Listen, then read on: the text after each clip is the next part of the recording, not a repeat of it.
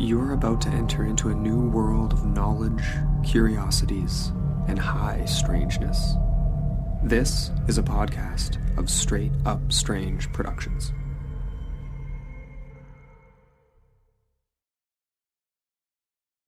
Tonight, it's spooky hotels.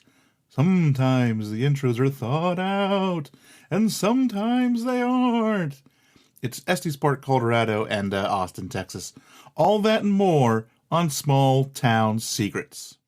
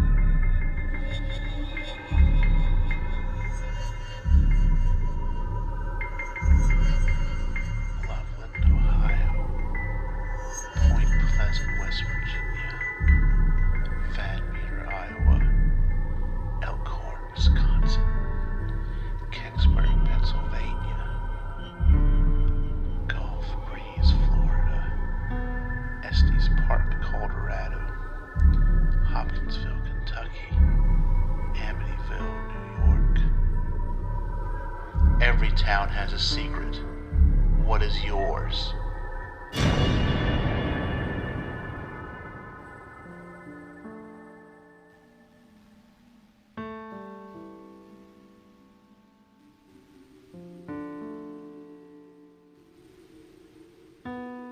Hello, everyone, and welcome to episode 2, season 4, 4.02 of the show Small Town Secrets. And actually, the irony of that intro is that it was planned out. I've been thinking about doing that for 2 weeks, so it's all facade, everyone. It's all facade. But I'm actually kind of happy to be here right now. We had no internet for 2 days after many calls back and forth with Spectrum. I had to go in and get a new router, modem, all-in-one thing. Hook it up, didn't work. All this stuff didn't work. They finally were like, hey, we have to send somebody out. We can't send somebody out until Saturday. This is like Thursday afternoon. So I just start backtracing the connection from the modem to the wall to the box outside. I'm like, well, let's see how far I can go back until I can find something that's bad. And it turned out just to be the splitter, the main, as the splitter to the cable that comes off the pole into the house was bad. So all I had to do was go buy one of those and replace it. And now everything was good and they don't have to come and I don't have to wait till Saturday to have internet. I can have internet access tonight and was able to go back and take all day, Friday, all day today, and catch up on research. And I'm going to have internet to upload the show tonight. So it's going to come out as scheduled, hopefully. Knock on wood. None of this is real wood. This is like particle board. But, we'll get on it. Tonight we are doing some good old ghost story stuff with 2 haunted hotels. The first one, of course, being the Stanley Hotel in Estes Park, Colorado. And the other one will be in Austin, Texas, which is, yes, I know it's kind of a cheat. It's not really a small town. Its population is under 1 million, though, so I'm going to let it slide. And we're going to talk about the Driskill Hotel tonight. That's what is on the docket. One of these hotels I've been to, I've spent the night in. That's the Stanley. The other one I have never seen. But, so I will have some stories of my own to share. Nothing happened. Nothing paranormal. Me and my buddy did buy a very expensive bottle of Windex in Estes Park. I'll talk about it when we get there. But that's it. Just want to let everyone know, hopefully on or around July 1st, I will have Patreon ready to go. The plan was to record the bonus episode after this episode. Since it's a smaller episode, I'm like, I should be able to, just sit down and do that real quick at the end of it. But I'm reading a book for this first one, and I haven't gotten through it yet, and having to deal with the internet for the last 2 days has kind of taken a chunk of my time. But I'm still furlonged until the end of July, so I still have nothing but time, and I'm like, I'll just do it another day. So Patreon is still on track to come out at the beginning of July. That first episode of STS Backroads, which will be the exclusive Patreon podcast about Black Eyed Kids, will be in the back here in a couple of days, and we'll see how all that goes. I'm not going to bore everybody with it now, but if you've listened to the last episode, I go through the 3 tiers, $1 tier, $2 tier, $3 tier, and but I'll keep everyone posted. Check out social media, and you can see what all that's going to entail, what all that's going to be. But let's go ahead. A couple of promos here to play. One from old friend Super Media Brothers, and one from a new show, from the ashes of an old show on Straight Up Strange Productions, Happily Haunted Ever After, which I believe will be out July 1st, which is hopefully the same day I launch Patreon. So we're going to take a listen to those two, and we're going to come back and we're going to talk about the Stanley Hotel in Estes Park, Colorado. Hey, Milton. Hey, Bailey. What's your favorite cryptid? Oh, that's easy. It's the Mothman. He just shows up, warns you of danger, and then just leaves. It's literally me at any party. What about you? My favorite is Bigfoot. She's real hard to track down, and much like me during quarantine, she's real hairy. If you love all things strange and obscure, then you will love the Happily Ever Haunted podcast. My wife, Bailey, and my husband, Milton, cover all things paranormal and beyond in a fun and entertaining way. You can find our podcast on your favorite podcast app this July. And remember, those that haunt together stay together.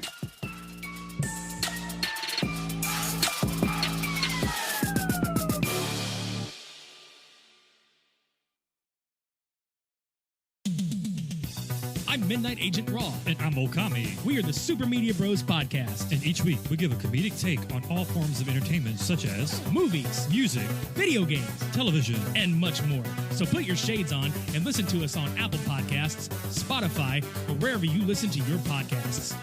Shades on. We're off.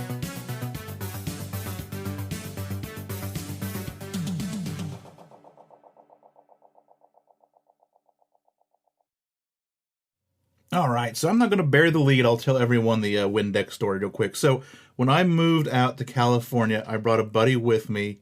He drove out with me. We stayed at the Stanley. We did all this other stuff.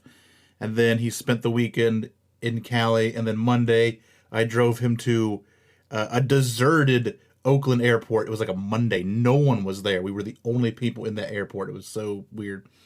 And he flew back. But anyway, on the ride out there, on the drive out there, you go through all of these cities, all these states and stuff, and you stop for gas a lot. And, every time we stop for gas, I was going to be like, I need to wash the windshield. I need to wash the windshield. And every time we'd stop for gas, I would forget to wash the windshield. So that by the time we had gotten to Colorado, it was a horrible windshield. And my friend couldn't stand it anymore. So we were in town. We had just gotten in town. And he was like, he for some reason, he got so obsessed about this windshield, and we had to take care of it. So not knowing anything about Estes Park at the time, I just Googled, or I just got on my phone and went to maps and just typed in convenience store. And we found some, mom and pop, no name store on the edge of town. And went there, and we bought the little bottle of Windex. Not like the big one. It was a little 4-ounce bottle and some paper towels. And he bought it because he was the one that washed the windshield so bad. And it cost him $9 for a $4-ounce bottle of Windex and some paper towels. And then smash cut to that night when we're taking the ghost tour at the Stanley, and we're underground, and they are talking about how the tunnels have always been unsafe. There's tunnels under the Stanley and actually go underneath town. We'll talk about it. But now they're really unsafe because when the Safeway came in the town, they blasted to make, to pave the way for that construction. I was sitting there just like, oh, there's a Safeway in town the entire time where we probably could have got Windex for, next to nothing. But yeah, there you go. I hope everyone was excited to hear it as I was to tell it. But I did spend a night at the Stanley, and it is one of the coolest places I've probably ever been. We've talked about it before. If you go back and listen to episode, it would be 209, the second part of the Mothman Prophecies, I interview Carl Pfeiffer and Connell Randall of Hellier fame. And of course, they did the wonderful YouTube series, Spirits of the Stanley, where they, developed the Estes method and did extensive investigations of the grounds. And I'm going to link that in the show notes so that if people want to go back and see their YouTube, get an easy link to those YouTube videos, it'll be in the show notes, it'll be on the website. But let's talk about the Stanley Hotel. The town of Estes Park is a quaint place with a population of 6,352, estimated. The small town is tucked high up on a mountain and was a place for members of the Arapaho tribe to gather and spend time during the summer. It was named after early settler Joel Estes. In 1903, a road was constructed from nearby Loveland, which is where Carl Pfeiffer lives, and I will let everyone know, no good burger joint in Loveland, and he will attest to it. But the road went from Loveland to Estes Park. With the help of Freelan Oscar, F.O., Stanley, of Stanley Steamers, he also invented, I don't remember exactly what it's called off the top of my head, it was like a dry plate for photography, which just changed the way photography, could be made back around the turn of the century, and then he went on to invent Stanley Steamers, which are essentially steam-powered cars that didn't end up, they didn't stand the test of time, but for 20 or so years, they were the way to get around. But Stanley and his steamers would help modernize Estes Park pretty quickly, help substantiate it pretty rapidly in the early 1900s.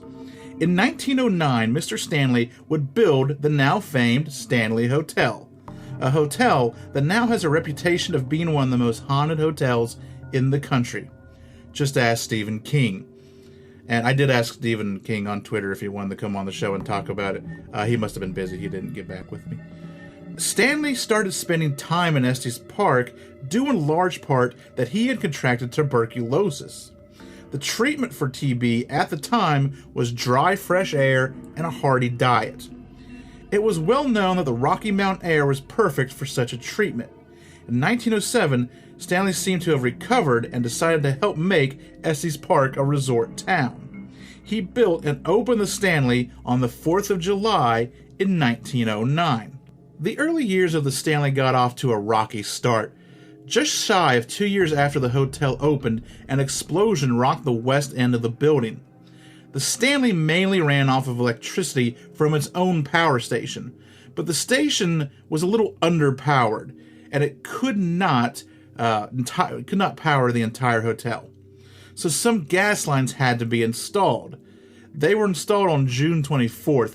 On June 25th, 1911, the day after the pipes were installed, a chambermaid named Elizabeth Wilson, or maybe Lizzie Leitenberger, I finally used newspapers.com, and I looked up an article, which is also, actually, if you go to the Wikipedia page, the article is also quoted on the Wikipedia page, which is kind of a weird coincidence, and I didn't even notice it. And in that article, it's kind of talking about the aftermath and how much it's going to cost. They call her Lizzie Leitenberger, but it's kind of well known. It's kind of more well known that her name was Elizabeth Wilson, so I'm going to go with that for the rest of this. She went up to room 217 on the second floor to light some of the new gas lights. Unbeknownst to her, a leaky pipe filled the space between the floors with acetylene gas. As soon as Elizabeth lit the match, an explosion rocked the hotel. The explosion destroyed the floor beneath her, sending her, debris, and contents of the room down into the dining room. Elizabeth broke both of her ankles in the fall and was taken to a hospital in nearby Longmont, which I've also been to. A few other people had minor injuries, and fortunately, there were no deaths. Stanley would sell the hotel in 1926 to a private company. But later that company failed, and in 1929 he bought it back so that he could turn around and sell it again in 1930. The hotel was added to the National Registry of Historic Places in 1977, and I believe that there is not a quote, but he used to say that the hotel was just something he bought or started just to do it. It didn't really actually lost money on the deal, and he kind of just did it as a passion project. So eventually, obviously, like, he wanted to kind of sell it and turn around to people that knew how to run hotels, which eventually he did do. It just took him a little bit. The Stanley would soldier on through the years. It would close in the winters until 1983. It would be in 1974 when a budding author stayed in room 217. That would bring the Stanley and his ghostly stories to the forefront. In September of 1974, Stephen King and his wife Tabitha were staying at the Stanley in room 217. The hotel was closing for the winter the next day, and they were the only guest in the whole building. Sound familiar? That night, King had a nightmare of his son running through the halls being chased by fire hoses. After he woke up in a cold sweat and had a cigarette, he had his inspiration for The Shining. Since then, many stories of strange activity have come out about the Stanley. And I don't know if they still do it now, but when I stayed there was a channel on TV that just played The Shining, Stanley Kubrick's The Shining, on a loop, like over and over again. Didn't play the remake, that's what actually shot at the hotel, but played that one. And that's another little, I just want to ramble for a little bit. If you get a chance to watch the Room 217 documentary, it used to be on Netflix, I bet it's still on Netflix. It's all about that story, and it's just a fascinating thing to watch. You know, they talk about how, like, the hotel in the movie, which is not the Stanley, like, that was a set on the outside. The exteriors were a hotel up in Oregon. You know, they talk about how, if you pay attention, the layout of the hotel makes no sense. Like, my favorite one is the very beginning, when Jack Nicholson is going in for his interview, and he's taken into Ulrich's office, which is an office in the center of the lobby, behind the front desk, but somehow it has a window behind Ulrich and his, behind his desk and everything, that shows the outside, which it can't, because it's not against the wall that's on the outside. But you don't notice that unless you really sit down and look at it. Things like that. It's a fun documentary. Things like how the ballroom, like, there's no possible way to get to the ballroom in the movie until the ballroom is needed, then all of a sudden it's just there. Stuff like that. A little bit of a tangent, but wanted to get on to it. There's also a pet cemetery on the premises. I did not know this until I started looking into this for this episode, which may have somewhat inspired King's book, Pet Sematary. In this cemetery are the graves of a bunch of animals, but two in particular that are reported to haunt the hotel. Comanche is a white ghost cat that has been seen by many a guest, and there's also a golden retriever named Cassie who is said to paw at hotel doors in the morning. But we're not done with room 217. Many have reported seeing a ghostly chambermaid in the room. Could this be Elizabeth? Even though she did not die in the explosion, it took hours to rescue her from the rubble. Could this massive force of kind of negative and stressful energy somehow have imprinted itself into room 217?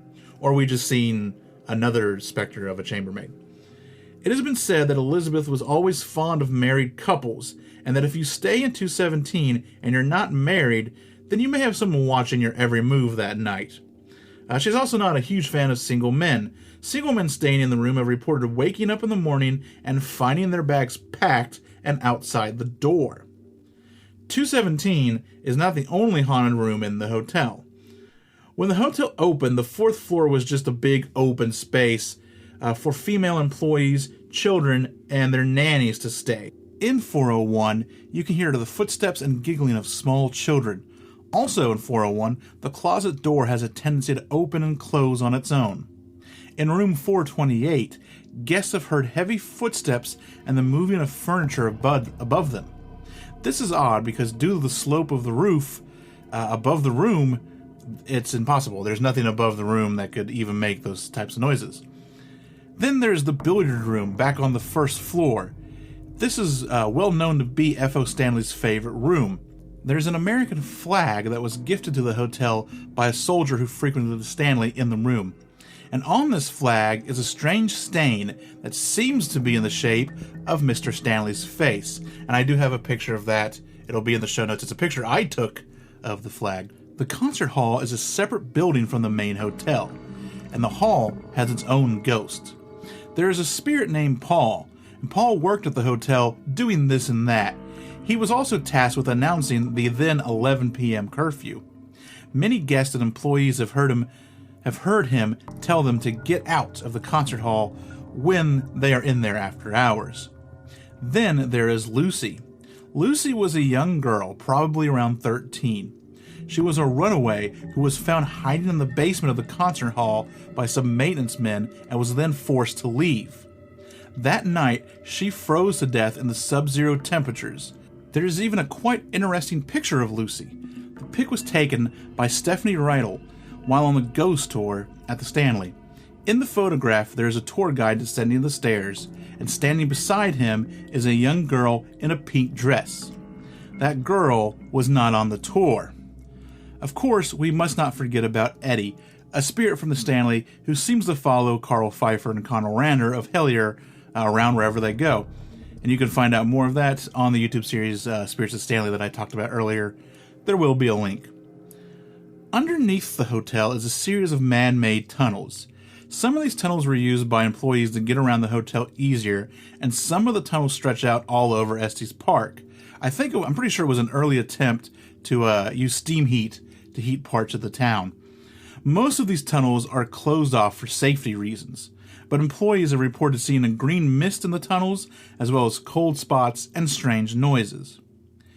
If you look into the Stanley online, you'll find all these stories and more, but Estes Park is a special place, and it buzzes with energy as the Stanley Hotel overlooks it. I've been there, as I've said.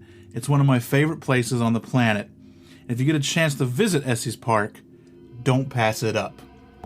It really is, I even went back this summer. I couldn't stay in the hotel because it was closed, obviously. We just kind of drove through on our way to hike, and it's just I love that little place. But that is kind of it. The Stanley Hotel has a bunch of ghost stories. Some that I didn't even mention. You can get online and Google it, and you'll find the top 7 ghost stories of the Stanley Hotel, the top 10 ghost stories of the Stanley Hotel. And you'll see some over and over again, but you'll see some different ones pop up too. I could have gone on and on about it, but that is stop number 1 on tonight's show. We're going to do the boom, and we're going to come back and talk about the Driskill. I like because it's not Driskill like C-O-L. It's Driskill. It's K-I-L. The Driskill Hotel in Austin, Texas.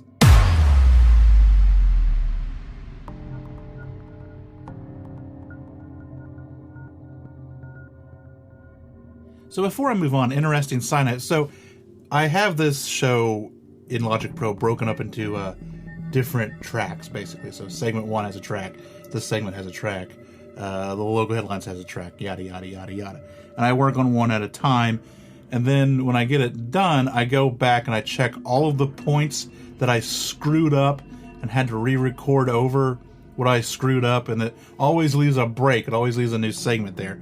So I always go back and check those breaks to make sure that they are what they're supposed to be. Like, I'm not accidentally overwriting something I wanted and now I sound weird. And then when I get done, I join the track into one big long segment.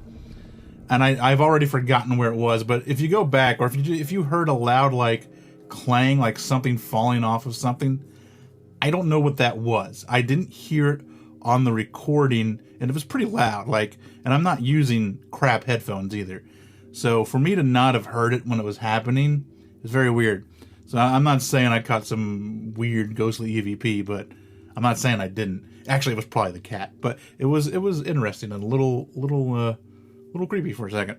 But let's move on to the Driskill Hotel in Austin, Texas.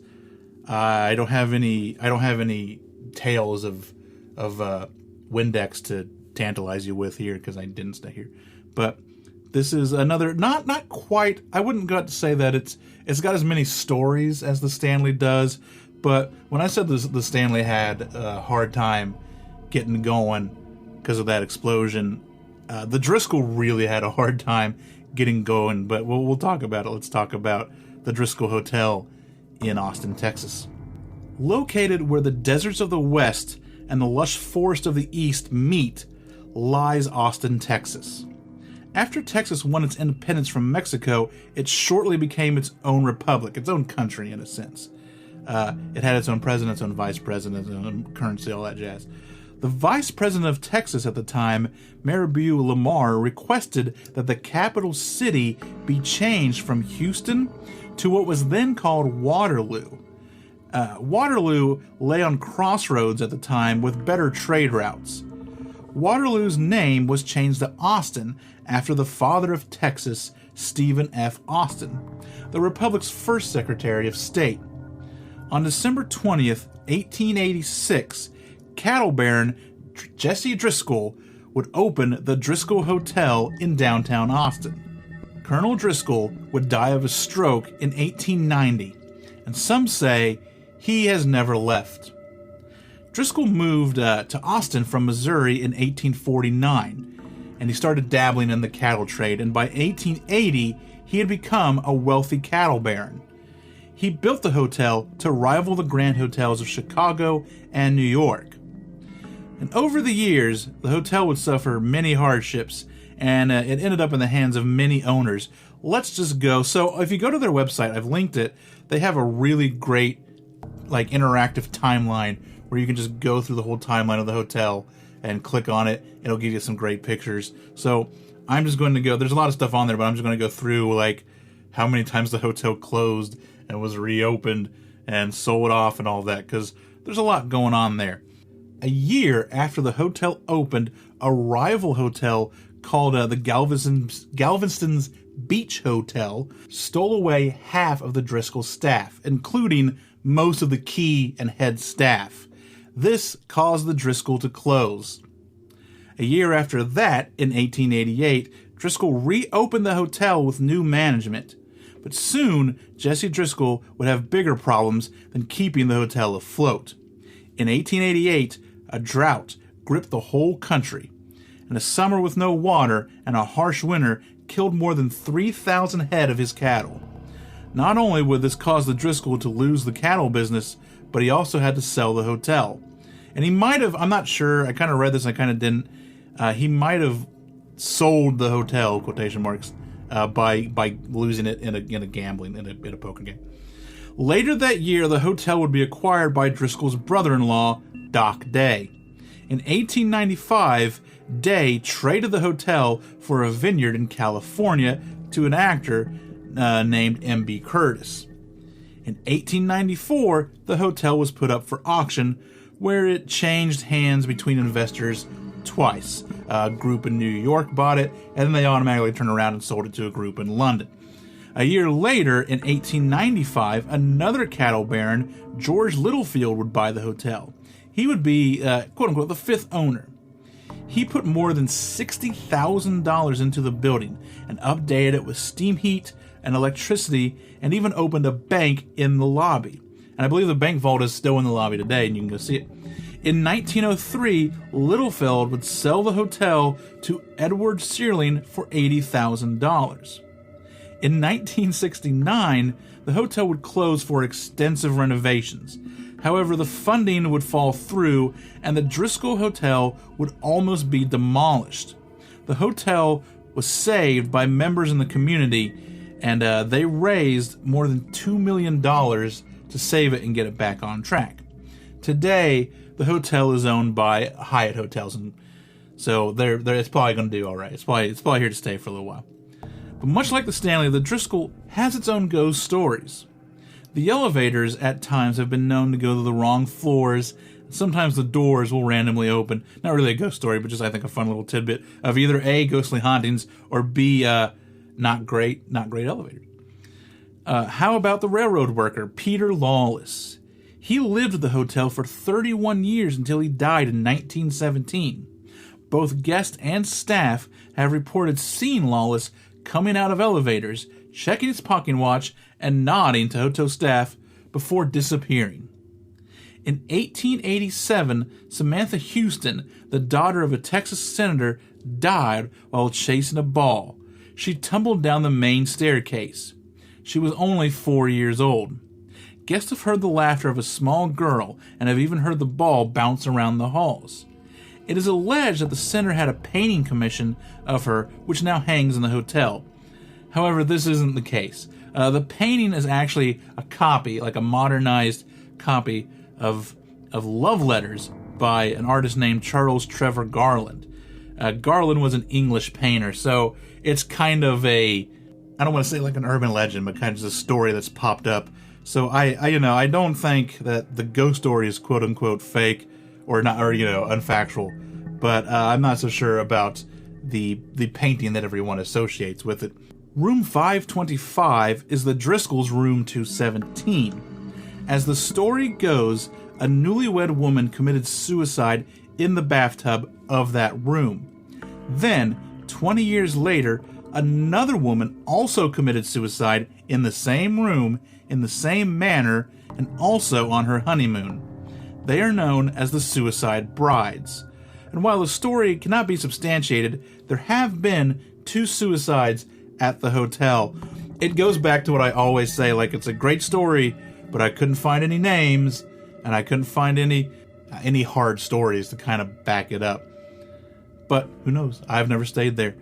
Maybe other people, if you've stayed there and you've kind of encountered these brides, I would love to hear about it. And of course, there's Colonel Driskill himself. He has been seen wandering the halls from time to time, and guests have said that they have smelled his cigar smoke. There is even a painting of him, and this one is of him, in the lobby on the main staircase. So if you look at some wide shots of it, I have a picture in the show notes, but it's more of the painting. So the staircase kind of goes up straight, and then it branches off into a left path and then a right path. And right there in the middle where it branches is this large painting of Driskill. Many people have said that they have been watched, or they feel like they're being watched by the painting of Driskill when they walk by it. And, you get that a lot with haunted paintings. There may be an episode coming up in season 5 that's all about some creepy paintings. Because I've got all the season 4 stuff planned out, and now I'm searching in the season 5. I didn't put this in the notes because I don't, once again, that painting is just a copy, but people have said that the painting will sometimes be smiling and sometimes it won't, of the little girl. And of course, and they say the same thing about the painting of Driskill, that the eyes sometimes are in different positions. But I don't know, I would love to see some pictures. But once again, if anyone stayed at this hotel, because I have not, I would love to hear if anyone has any stories. Like, I found a little article, like Cyndi Lauper has stayed in the hotel and has seen some stuff. Lyndon Johnson was a big fan of the hotel. He met his wife there. That's where he held, like, when he was running for president, that's where they all kind of got together for the election results and stuff like that. So it's not only a big kind of haunted hotel, it's just, an epicenter in Austin with an interesting history and, a lot of just historic goings on there. So if you're ever looking for a place to stay in Austin, then the Driskill will most certainly do. Who knows what you might see? And that is the Driskill Hotel. It's a really opulent and neat looking place, and I'm glad that it's still around. But those are our haunted hotels for this episode. We're going to take a little break here. We're going to listen to some music. I don't know what I'm going to play. I don't got anything new today. I'll find something, put it in there, and then we're going to come back with, of course, the local headlines. Got some Nessie stuff, if you haven't heard about it. Probably have, and some other stuff going on right after the music here. So don't go away, because it's a podcast. Once again, it's not a radio show. Why would you go away?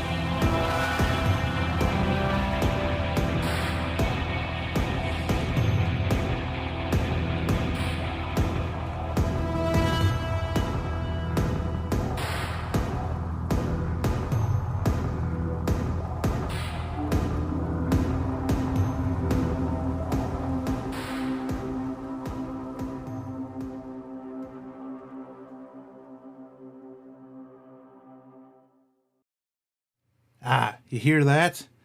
That is the sound of local headlines. You can tell because that means if you can hear that whirring noise, you always know we're going to do local headlines because that means I have 3 bloated news websites loaded up on my MacBook that is causing the fan to come on and get picked up on the mic. This first one, I didn't even notice this until right now. I opened up the link and I noticed that it's from KView ABC, and I was like, that sounds awfully familiar. And then I realized it's on my sources for the Driskill Hotel. I used it for some information from there. So this story is also maybe not in Austin, but it's in Caldwell County. It's in the same county. And so let's talk about this one. This is a 34-year-old Austin man claims he was chased by aliens before allegedly shooting and killing 2 in Caldwell County. This is by Patrick Perez. Caldwell County, Texas. An Austin man has been arrested and charged in connection with a shooting that left 2 people dead in Caldwell County on Tuesday evening. According to an affidavit, 34-year-old Brian Haynes told his brothers he was being chased by aliens in an ATV and indicated that he had shot the 2 aliens with his gun, emptying 2 17-round magazines and 2 10-round magazines. According to the Caldwell County Sheriff's Office, Haynes was arrested at home in Barstow County on Tuesday afternoon. Haynes is accused of killing 18-year-old Clayton Manning and 16-year-old cousin and his 16-year-old cousin near the 4400 block of Tennery Creek in Tillman on June 9th. Sheriff's deputies found the bodies near the area along with a utility vehicle, and it appears as though the victims were driving down the road when they encountered the suspect. The Texas line of Deputy Death Task Force identified Manning as a volunteer firefighter with the Southeast Caldwell County Volunteer Fire Department. A community prayer vigil will be held in Loveland, Texas on Sunday, June 14th from 6 p.m. until 7 p.m. at Longer Park. The Southeast Caldwell County Volunteer Fire Department said in a Facebook post that they would be escorting Manning and his cousin back to Loveland from Austin on Monday, June 15th at 10 a.m. Hayes is being held in the Caldwell County Jail on a $500,000 bond on capital murder charge, and he's the only suspect in the case. So it's a tragic story, but I wanted to just include it because it's, the weird stuff that you hear about that all the time of he's obviously on drugs and he saw these 2 guys and thought they were aliens and, did what he did. But kind of a downer, but I thought it was an interesting story to bring to light. But let's liven it back up with a ghost cat story. This is from the Daily Star in the UK. Has videos, but it's the Daily Star, so you probably won't be able to play them. But this is cat owner's pet camera captures ghost of dead feline curled up on her sofa. And this is written, I just saw the name, by Tiffany Lowe. A woman was left stunned when she found what appeared to be the ghost of her dead cat sitting on her sofa at home. Reddit user, I don't know how to quite say this because it's a Reddit name and they're always weird, Sholshan, I believe, posted her home surveillance footage and took it to the forum to seek an answer. She explained her cat Blackjack passed away exactly 1 year ago on May 24th, the day she caught this ghost on the camera. In the clip, one of her 2 other cats jumps off a bed and walks out a corridor to greet her as she comes into her house. At the same time, a black shadow seems to appear on the cream-colored sofa and curls up on a cluster of pillows. Sounds like pretty typical cat behavior. When she turns on the light to the room, Blackjack becomes more visible on camera. The user explained in the comments that there were pillows on the sofa that were against the back and nothing black on there. She mentioned that the cat used to sleep on the sofa most of the time. Once again, sounds very cat-like, but not necessarily in that particular spot. The cat owner also ruled out the possibility that her other cat was on the sofa, as she said they are mostly white with brown, ginger, and black patches. The post has since been upvoted more than 1,200 times and has attracted more than 170 comments. viewers have divided opinions on the paranormal activity, as some believe the dead feline spirit paid her a visit on the anniversary, and others thought it was just a bag. One said, "That is your black cat who passed sitting on the couch. People talk about people in the spirit form who have attachments to certain places, but our animals who have an attachment may also appear to us." A second one agreed. "That's some pretty compelling evidence. Definitely looks like a black cat sitting there, and you can clearly see him with your own eyes when you walked into the room." A third viewer, however, pointed out it was there throughout the whole video as well. It didn't materialize. It just turned black when the camera went on from vision to color. A fourth added, "You can see the outline from the beginning. It doesn't materialize, it just appears because of a different light mode." At first I was impressed and thought it was a cat materializing, but now that I've watched it 4 to 5 times, I can see it clear and day. Yeah, it looks like a cat, but I don't think it's anything paranormal, as it doesn't move. And I guess I kind of looked at it here a little bit. There is no video on the website, which is weird.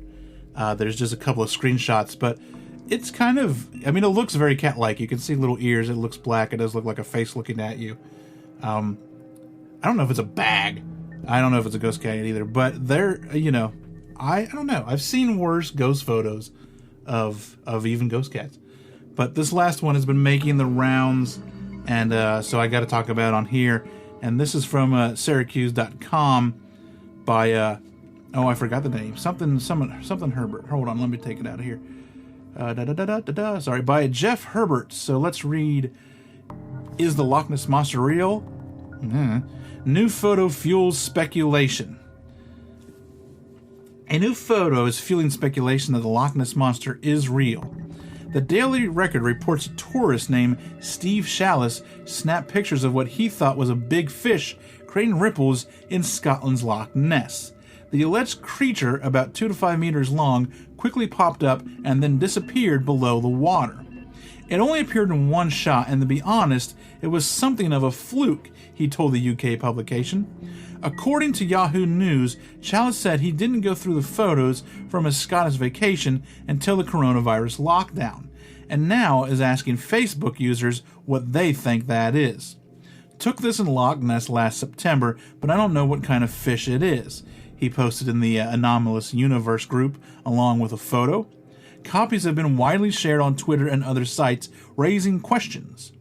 Chalice denied allegations the image was photoshopped and hasn't suggested it's Nessie, but Loch Ness Monster became a trending topic on social media, as many suggested it could be evidence of the mythical creature's existence. However, Loch Ness mystery blogger Roland Watson said there's a big red flag in his claims. So I first found out more about our photographer and discovered on his LinkedIn page that he was a 3D graphical artist. He had a portfolio of images of various constructions, such as the one below, and to be clear, he earns a living creating CGI computer-generated images, Watson wrote on his blog.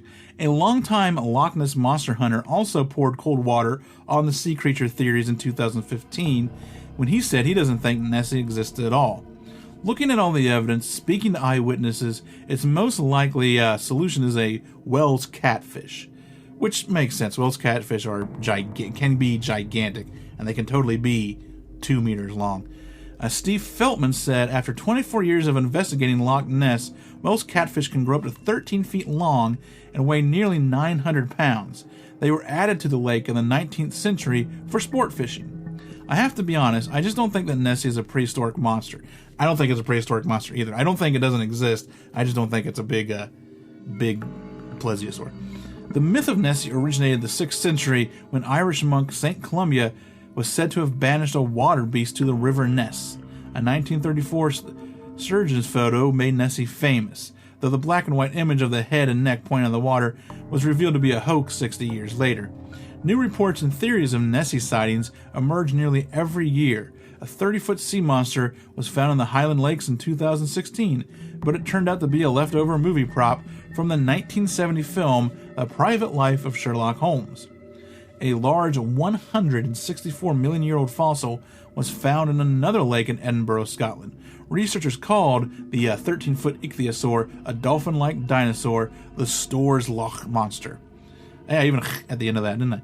But there you go, another Nessie sighting. The photo, it does look like a catfish, like a Wells catfish. It's got a big arched back. It's got the little spots that catfish are known to have. But who knows? The Loch Ness Monster could just be a gigantic catfish. They say, that there are catfish the size of Volkswagen bugs in the Ohio River that could eat you in one gulp. So why not?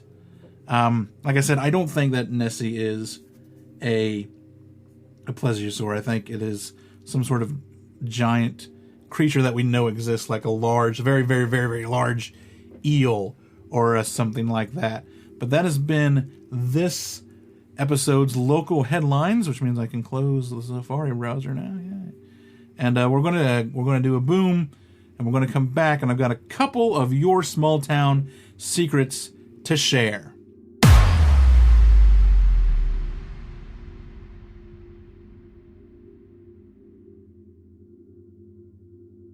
So before we get into your small town secret, I just want to give everyone a little trigger warning real quick. The second story is a pretty tragic tale about a circus elephant from the turn of the century. So I just wanted to let everyone know that. So if it's something you feel you don't want to listen to, you can skip over it. Okay, tonight on your small town secrets, I've got a couple here just to read. The first one is from Bailey, who coincidentally is one of the people on the show for the promo that we played earlier. Also coincidentally, it's a story about a haunted hotel. Also coincidentally, it's a story about a haunted hotel in Texas. Not the Driskill, but almost. Got it close. So here's her little tale. I was staying at the Menger Hotel in San Antonio, Texas on vacation. I was 14-ish with my cousin, 25, and mom. My cousin and mom went to go get breakfast and bring it back, and I jumped into the shower. I am not a morning person, and halfway through my shower, I was like, fuck, I forgot my towels in my room. I poked my head out to see if there was a spare or anything out there, but there was nothing, so I rinsed off and came to the conclusion that I'd traipsed through soaking wet, no big deal. I opened the shower curtain and looked around, and there were 2 perfectly folded hotel towels on the toilet lid waiting for me. So I was like, I guess my mom is back. I go into the room because of the 3 of us were staying in one room with 2 beds, and no one is there. A bit later, my mom and cousin walk in and ask, and I asked them if they got me any towels or came back and they both insisted that they were down the block getting breakfast the whole time. Then my mom says, well, I told you this hotel is haunted, especially the older section that she requested the room for. I did some Googling later and found out that Sally White, a maid at the Menger, was murdered by her husband on the steps, and she has been seen by people still doing maid things. So I think Sally was just looking out for me. And so there you go. Another haunted hotel story. That's 3 for those episodes. And this next one was sent to me by Scott, and this is about Murderous Mary. This is his little email that he wrote. I live in Irwin, Tennessee. I grew up there. Our town charged a circus elephant, with murder in the 1930s. Her sentence, death by hanging. There's plenty of information on this topic. So yeah, I found a article by historicalphotos.com, which has a nice little write-up about it and some pictures. I've seen this picture before, but it's one of those, it was taken in the 1930s and it's black and white. And it's not a very good picture. So I always kind of thought, and it's a tragic story, like it's stupid. Why hang an elephant? It doesn't know what it did. You can't punish an elephant by execution. It doesn't know. It's an elephant. It has no concept for that. But that's the way we were in the 30s, I guess. But it looks really weird and fake because I guess just you can't fathom in your mind what an elephant hanging would look like. But it's a real picture, and this is the story behind it. So I'm gonna cue this up real quick. So Mary was a 5-ton Asian elephant, also known as Murderous Mary, who performed in the Sparks world-famous show Circus. After killing a trainer in Kingsport, Tennessee, she was hanged in 1916. Her death is sometimes interpreted as a cautionary tale of circus animal abuse during the early 20th century. On September 12, 1960, a hobo named Walter Elridge, nicknamed Red because of his rusty-colored hair, was hired as an assistant elephant trainer. because that's where the best elephant trainers come from, or just hobos off of the railroads. By the Sparks' world-famous show Circus. A drifter who had been with the circus only a day, he had no experience of handling elephants. But the only qualification required was the ability to wield an elephant stick, a rod with a sharp spear at one end. Eldridge led the elephant parade riding on the top of Mary's back. Mary was the star of the show, riding at the front. There have been several accounts of the death. One, recounted by W.H. Coleman, who proclaimed to be a witness, is that he prodded her behind the ear with a hook after she reached down to nibble on a watermelon rind. She went into a range, snatched Eldridge with her trunk, and threw him against a drink stand and stepped on his head, crushing it. As the terrified spectators screamed and fled, a local blacksmith shot Mary with a pistol, unloading 5 rounds of ammunition into her thick hide to little effect. She stood still, suddenly calm again and seemingly oblivious both to the bullets and the commotion as the townsfolk encircled with chants of "Kill the elephant, kill the elephant." The circus owner, Charlie Sparks, reluctantly decided that the only way to quickly resolve the potentially ruinous situation was to kill the elephant in public. It was decided to hang the elephant by the neck from a rail car mounted industrial crane on the following day. Foggy and rainy, so that kind of tells you why the photo's so bad. Foggy, rainy September 13th, 1916, Mary was transported by rail to Unicole County, Tennessee, where a crowd of over 2,500 people, including most of the town's children, assembled in the Litchfield Railroad yard. As she was led to the railway yard, Mary was followed by the circus's other 4 elephants, each intertwining their trunks and tail to the animal in front, just as they had done on countless parades. Charlie Sparks hoped that their presence would keep her compliant, but as the chain was placed around her neck at the scaffold, they trumpeted mournfully to her and feared that she might try to run away. To stop this happening, one of her legs was tethered to a rail, and no one thought to release it from the derrick as it whirled into action, and she was hoisted into the air. There was an awful crackling noise as the sound of her bones and ligaments snapping under the strain. She had been raised no more than 5 feet when the chain around her neck broke, dropping her to the ground and breaking her hip. The industrial crane was powered up again, and this time Mary was raised into the air, her thick legs thrashing as she agonized shrieks and grunts, audible even over the laughter and cheers of those watching below. Finally, she fell silent and hung there for half an hour before a local vet declared her dead. Her gruesome end is recorded in a photograph so horrifically surreal that some have suggested it must be a fake, but all too sadly, its authenticity has been confirmed by other reports and photographs taken at the time. And yeah, it's a terribly, just a dumb thing to do at a tragic story, but once again, one of those that I think people need to know about. Yeah, this was back in 1916, but still kind of from a circus that, I don't know, I guess like the guy that owned the circus kind of was like, I don't want to do this, but I feel like I have to because I ain't going to make that money. But there you are. Tragic tale from Tennessee. Thanks there, Scott. And that's going to be your small town secrets for this episode. And that will about do it for this week's show. Nice little, just a little under an hour. Nice little episode about some haunted hotels.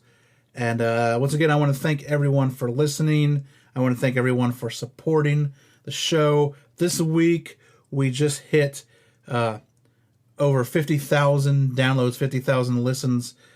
And that's, the show's been a little over a year and a half. So I think that's doing pretty good. So once again, thanks everyone. Thanks for listening. Thanks for continuing to listen. And you know what to do. If you have a story you want to share, please head on over to stscast.com. Scroll down the bottom of the main page. There's an email form where you can shoot me your own story like Scott did there. Or you can get at me on Twitter, Facebook, Instagram. Twitter and Facebook are at STScast. Instagram is at stscast.gram. You can talk to me on social media. I'm most active on Twitter. You can get me stories through there. You want to come on the show and do a little interview over Skype or Zoom or whatever. You want to send in an article. You want to send in a tale of your own personal experience. true crime, Bigfoot, UFOs, hauntings, all that jazz. It's all on the table. But let me know. We'll get it on the show. If you would like to pick up some merch, t-shirts, coffee mugs, stickers, phone cases, there is a link for that on the main page as well. Under the merch tab, there are other ways to support the show financially if you would like. Patreon is coming up. You can do a PayPal donation if you would like. You can also use the Acast supporter for a one-time donation if you would like to do that. You probably heard a little stinger thing for it at the beginning of the show, which I didn't know it was going to do that, but now it does. And yeah, but if you can't support the show financially, just let everyone know. Tell a friend. If everyone gets one person, if everyone that listens to the show gets one more person to listen to the show, then the listenership doubles.